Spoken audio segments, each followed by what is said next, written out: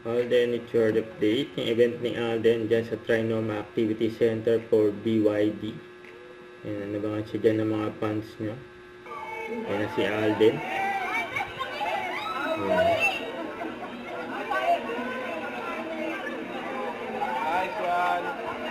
Nabangan pa ng mga security. Ang mga fans niya nandyan.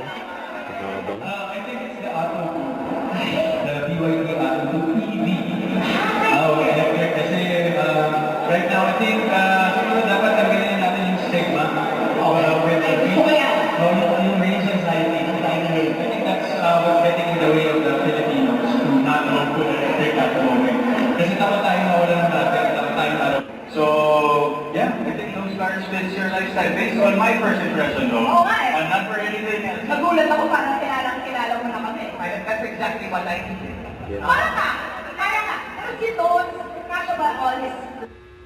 Don't forget to subscribe, click the notification bell for my update. This is Richard the Action Live. Stay tuned for more videos. See ya.